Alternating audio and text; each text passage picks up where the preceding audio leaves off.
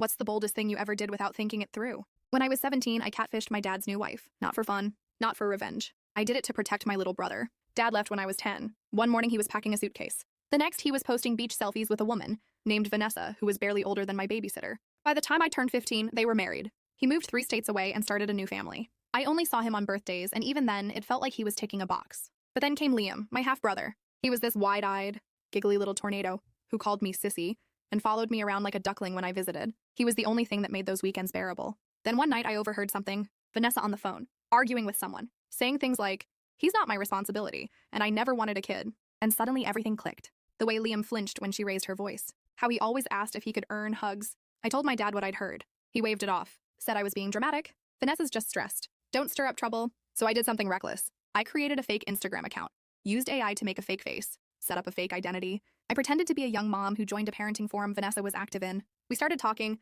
Within a week, Vanessa was venting to me like we were old friends, complaining about being stuck with a kid who isn't even hers. She said my dad lacked the balls to send him to live with his real mom, and that the brat ruins everything. I screenshotted every word. Then I sent it all to my dad. At first, he blocked me. I guess denial is easier than admitting you married someone who resents your child. But a week later, I got a call. Dad sounded hollow. He asked me to meet him halfway for lunch. When I got there, he was alone and he was crying. He said he'd noticed bruises on Liam's arm. Said Vanessa told him he fell, but now he wasn't so sure. He thanked me for forcing his eyes open. He filed for emergency custody that same month, moved back to our state, started therapy, and for the first time in years, he really saw me. Not as a bitter ex-kid, but as someone who loved Liam enough to risk everything. Vanessa, she ghosted. Last I heard, she moved in with someone new. No kids involved.